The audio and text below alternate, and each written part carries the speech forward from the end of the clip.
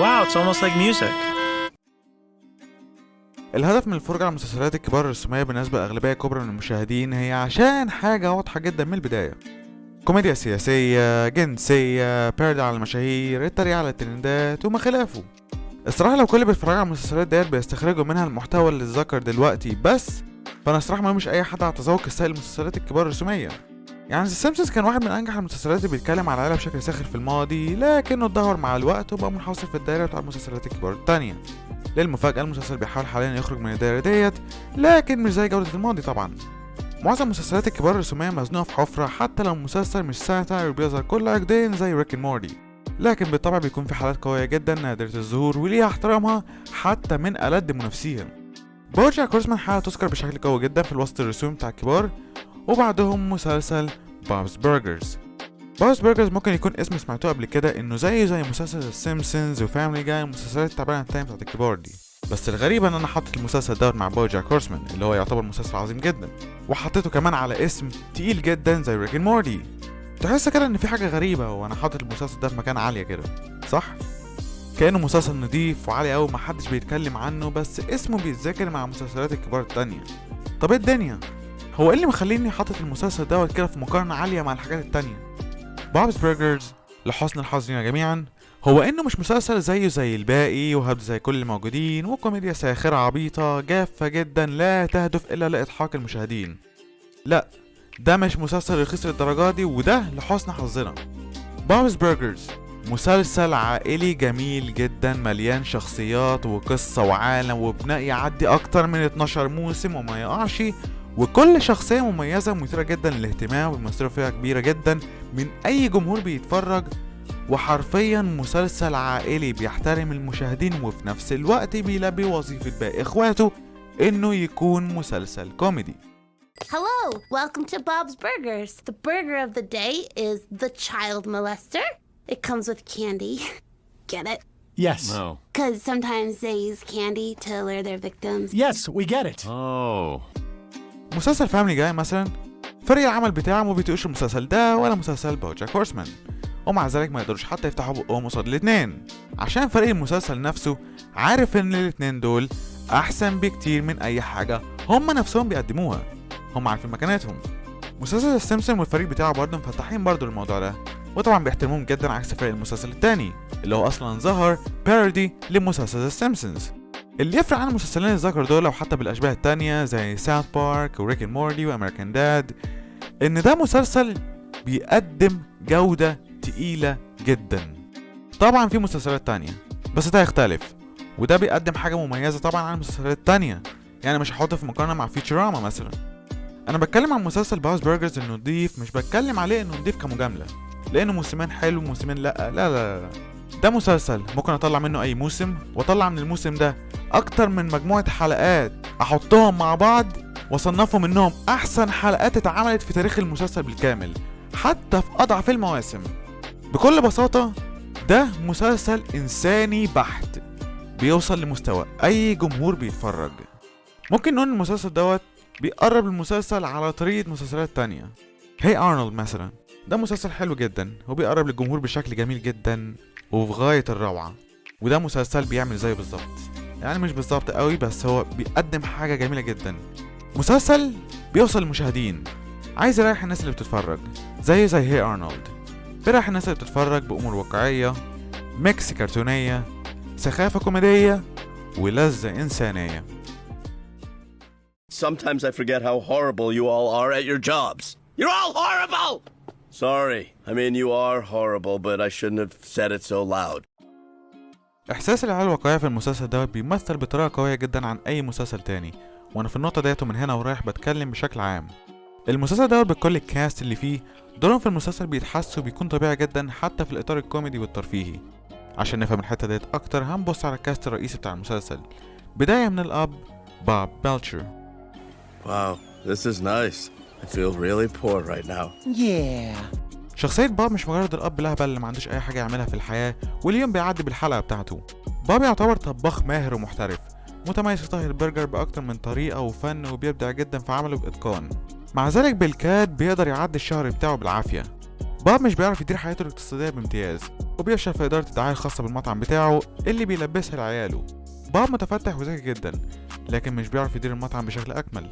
وحياته العائلية بالإضافة إنه مخلف 3 أطفال مش مديله الفرصة إنه يعيش الحياة المريحة اقتصاديا اللي هو محتاجها.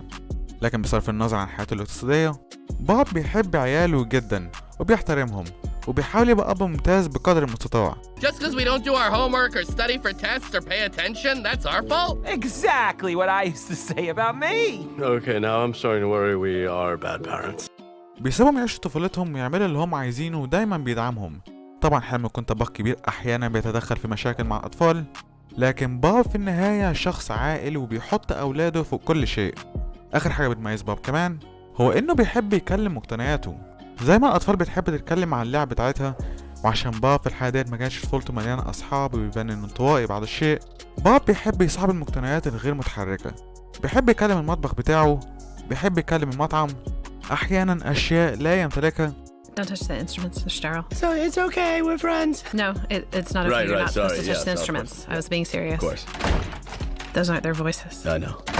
ومراته جنبه دايما بتساعده وبتدعمه. ليندا بيلتشر. Oh, Bobby, I'm excited to see where you're taking me. Glenn, you don't have to cover your eyes. I never asked you to do that. I just want a big surprise, and surprises are better when you're blind. بصراحة شخصية زي باب ممكن يكون محظوظ جدا إن امرأة زي ليندا موجودة معاه. ليندا تعتبر من الشخصيات اللي مش فارقة معاها حياتها أو هي عايشة ازاي. شخصية مرحة بتحب أي نوع من المرح والتشويق، وهي المسؤولة عن إدارة المطعم وحساباته على الأقل أكتر من باب. شخصيتها بسيطة. What? I hate these plates. Stop breaking plates! Glenn! بتحب المرح وبتحب أطفالها جدا، وفي أي وقت بتحب تقضي وقت معاهم حتى بالغصب.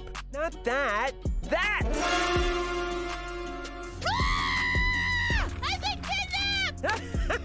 No, she hasn't. We're fine. Keep moving. Nothing to see here. ليندا بتحاول بقدر الإمكان برضه إنها تكون أم ممتازة في جميع الأحوال، وبتدعم أطفالها. أحيانا أفكارها بتلسع منها شوية، وأطفالها ممكن يستغلوا طيبتها، بس بتعرف توقفهم عند حدهم في الآخر. هي برضه لسه جزء من العيلة، وطبعا الخناقات في العيلة كتير. العيال ممكن يجيبوا وجع دماغ في أغلب الأوقات برضه. Well, they're grounded. And banned. Banned from a mini golf course.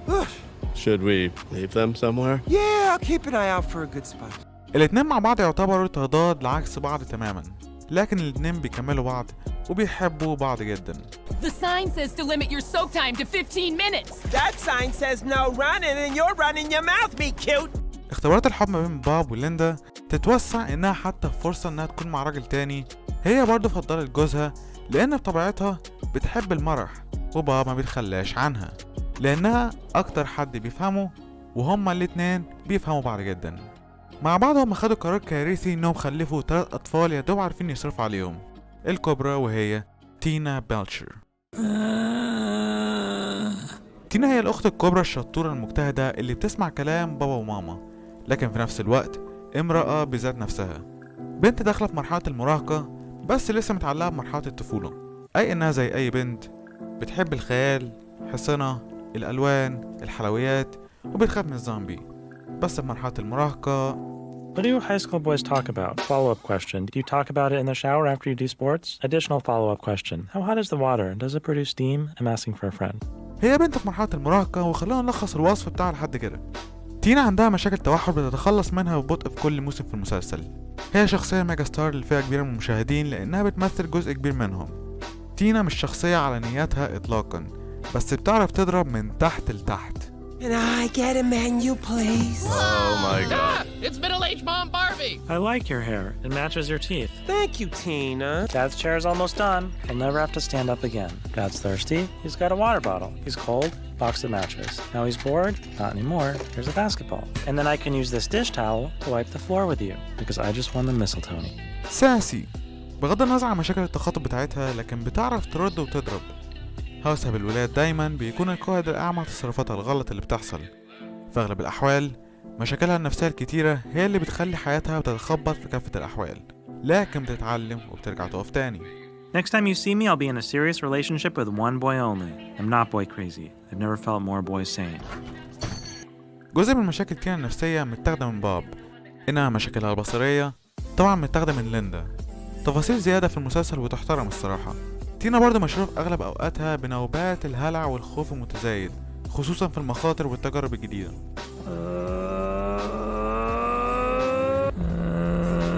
Tina, why are you groaning? You're doing fine. Tina, relax. Easy, easy. مشاكل تينا في النهاية مش بتمنعها إنها تكون أخت في المقام الأول.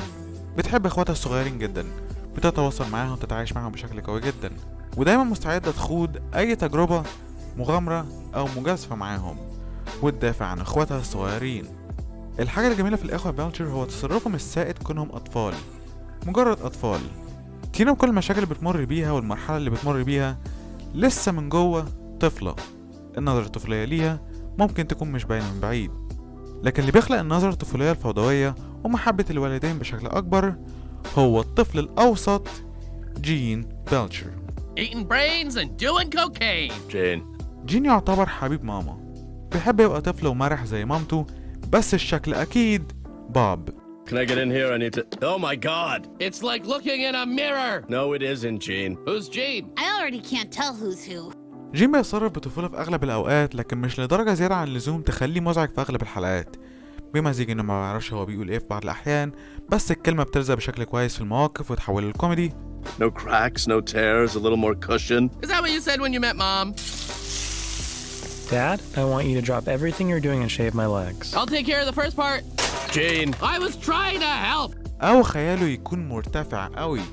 جين في أغلب الوقت يعتبر الشخصية الكرتونية الكوميدية، لكن زي باقي اللي موجودين في المسلسل له شغف بالموسيقى وبيحبها جدا، والشغف ده بيكبر جدا كل موسم وبنشوفه هو بيتحسن.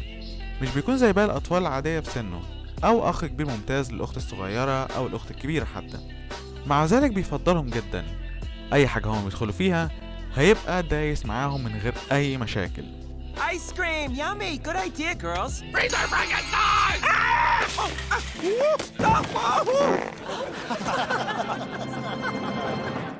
بيكون طفل أبله في بعض الأحيان ويوقع نفسه مشاكل غيره بيخرجوا منها، لكن في النهاية بيتعلم.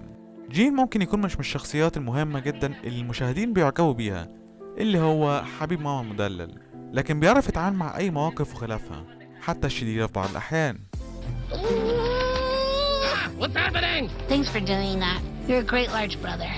بس جين وتينا مع بعض هما الاتنين ما يعتبروش أي حاجة ولا يعرفوا يتحركوا بتفاهم من غير العقل المدبر الشرير الذكي السفاحة صغيرة العيلة لويز بيلتشر. Switched bodies? No!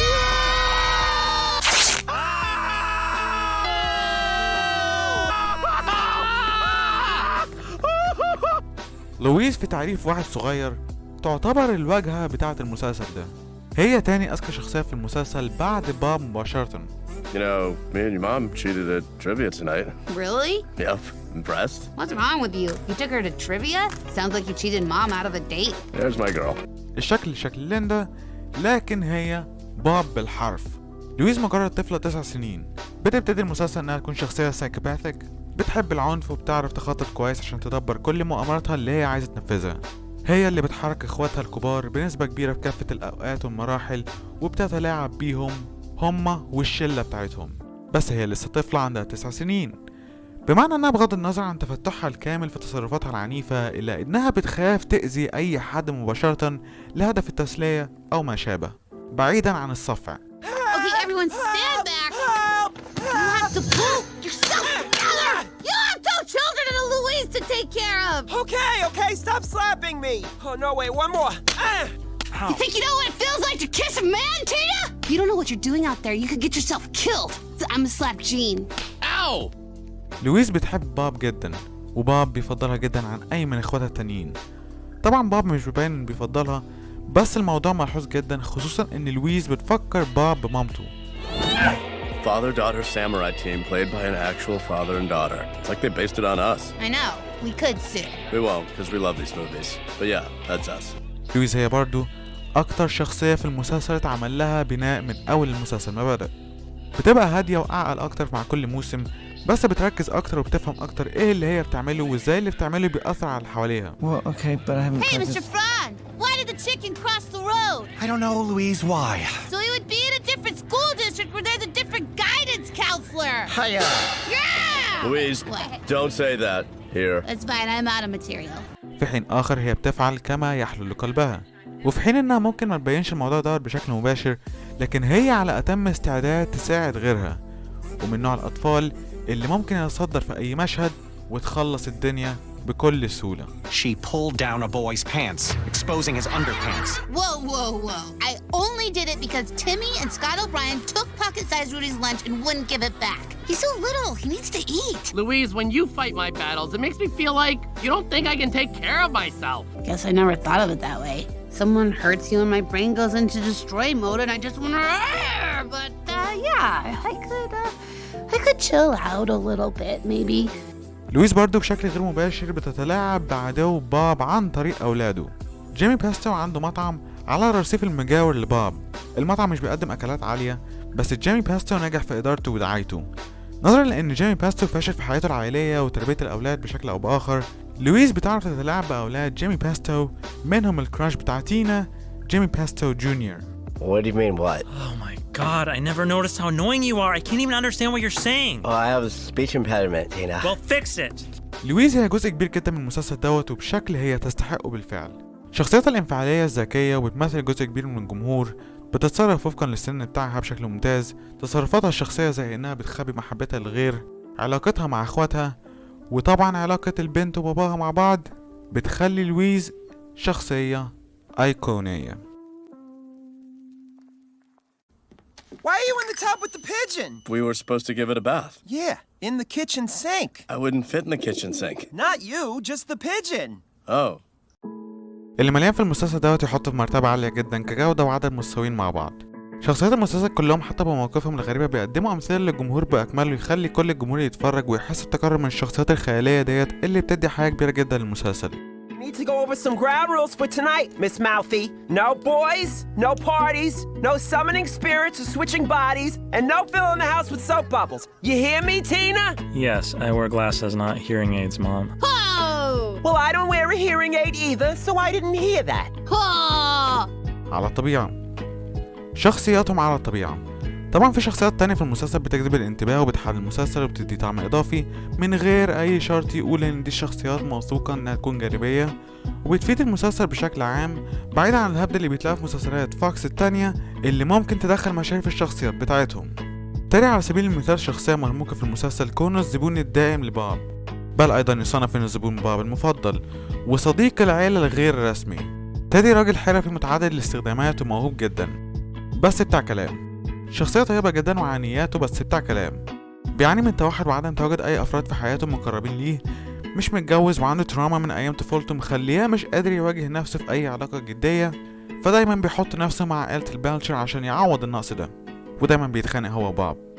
Teddy, why don't you try one? It's on the house. Nah. Well, just to see if you like it. I don't want it, Bob. I'm declining politely. Just take one shot, Teddy. I don't like those tiny cups. Just drink one! They make it look like I have giant hands. Come on! Leave me alone! Ugh, fine. Teddy? Yeah? I know that's your burger. No, it's not. Stop being weird and eat the burger, please. I don't want to. Eat the burger. I don't want to eat it, Bobby. Eat it! I don't want to eat it! Eat the burger! I'll take a bite. Is this what you want? Huh? Is this what you want, you sick bastard? Yes! I'm fine. I'm fine. في مورت برضو، بس مورت بيحب يبقى بعيد عن عائلة البالشر عكس فكرة تيري. مورت مش دايم عند باب كل شوية عشان عنده حياة نوعا ما، شغال حنوتي في البيت المجاور. الشخصيات الصغيرة اللي بتظهر في الخلفية برضو بتدي انطباع وبناء عالم بشكل هايل جدا للمسلسل، حتى اللي بيظهروا مرة واحدة وخلاص. بناء عالم قريب من الواقع بنفس الطريقة اللي الناس بيتشاف في الحقيقة، وحاجة بتخدم المسلسل بعيد عن فكرة المشاهير اللي مستهلكة في أعمال فوكس التانية. المسلسل بينبت بالروح بشكل جميل ومرح، خصوصا في الحلقات المخصصة للمناسبات اللي بتركز على التفاصيل الصغيرة اللي موجودة للشخصيات الرئيسية بتاعتنا. الهالوين على سبيل المثال هو مناسبة لويز المفضلة، الثانكس جيفنج هو العيد الأساسي لباب عشان بيطلع شغفه في الديك اللي بيعمله، الكريسماس مع ليندا عشان بيكون موسم فرح وهيصة، والفالنتاين مع تينا عشان تينا، وجين دايس في أي حاجة ما عندوش أي مشكلة. Dad. Yes. I feel like you're doing a really good job as a dad. Thank you, Jane. I'm having a good childhood. Okay, great. Not right now, but overall. I got it. Thanks. No, thank you. Okay. Thank you for your service. Just try and be quiet. مش معنى ان كل شخصية من دول مهتمين بمناسبة معينة، فهنلاقي ان التركيز على الحلقات الخاصة بالمناسبات ديت هيكون عليهم هما بالتحديد، ودي حاجة من الحاجات اللي المسلسل بيعرف يتقنها. ما عندوش إعادة سياق الحلقات بشكل كبير، وبيعرف يحط أحداث كتير للشخصيات بتاعته بعيدا عن المعتاد بفكرة المناسبة والشخصيات المصاحبة. فممكن نلاقي حلقات جميلة جدا بتمتحن حب وزواج باب وليندا وهما بيحطوا أولادهم فوق أي شيء. So, Teddy help you get some last minute flowers? Yeah, trouble with the cards? Yep. Happy Valentine's Day. I didn't get you anything. I didn't get you anything either. You wanna go make out? Yeah.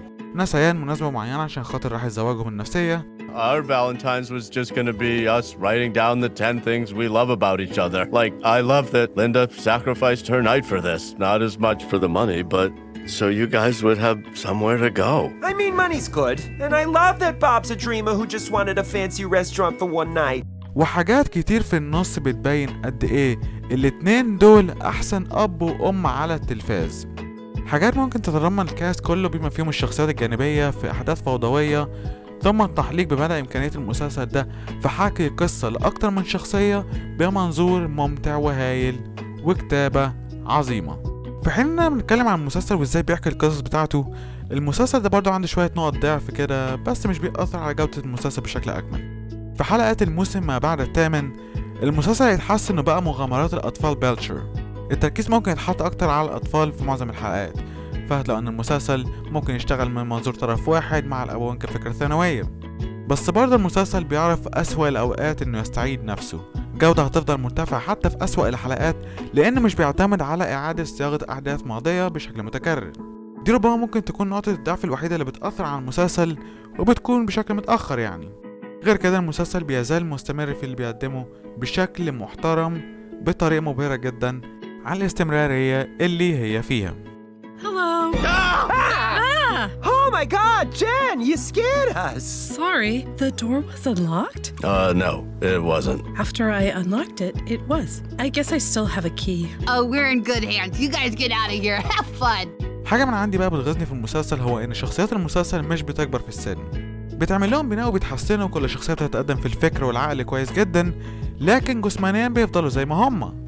انا متفاهم ان الحركه دي عشان يخلي الكاست كله مع بعض خصوصا الاطفال، بس حركه زي دي برضه هتفتح المجال لقصص اكتر لشخصيات المسلسل. فهو في عيب على ناحيه، بس في ميزه اقوى على الناحيه التانية.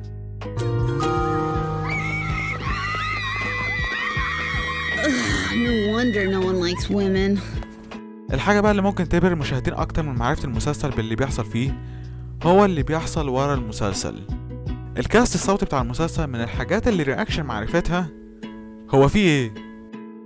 طيب احنا عندنا 3 شخصيات من الكاست الرئيسي سيدات، صح؟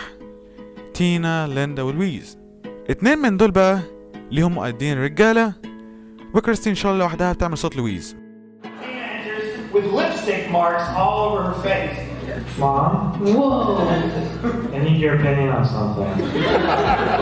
Oh, I love it! Great Pop meets Coco Chanel. I need to decide which color I'm wearing when I sit at the adults table on Thursday. No lipstick, Tina. You're too young, and you're sitting at a kid's table like you always do when we have guests. Yep, we sit on the floor at the coffee table and put our vegetables under the couch. You should look under there. It's fascinating. اللي ما يعرفهاش يعني، دي مؤدية صوت ميبل من جرافيتي فولز، وصوت سيرلين من بوجاك هورسمان. من 5 شخصيات رئيسية في المسلسل 3 منهم سيدات و2 رجالة. 4 من المؤدين الصوتيين رجالة، وامرأة واحدة فقط هي اللي بتأدي صوت الشخصية المعروفة. دي مواهب عالية جدا الصراحة. ده غير السكريبتات بتاعت الحلقات بتتسجل بشكل متتالي مع كل الشخصيات. كل الشخصيات لازم يكونوا مع بعض على اتصال أو حتى في مكان واحد، فكل الأداء اللي بيطلع بيتحس إنه طبيعي جدا عشان كلهم شغالين مع بعض، فبتحس إنهم بيتجادلوا مع بعض بشكل واقعي، وده اللي بيطلع أثناء تسجيل الحلقة. And his name is Bob Burger. What? His name is Bob Burger. It's not. It is. It isn't, no. It's not? No. Are you serious? Bob Burgers. Bob Burgers, then who am I thinking of? I don't know. But the sign. فده بيتيح ليهم انهم ممكن يطلعوا من السكريبت احيانا ويضيفوا حاجة للحلقة بطريقة ارتجال. You've been selected as the subject of my important person school essay. Shut up. Oh, don't tell me to shut up! Question 1. It's my daddy! God!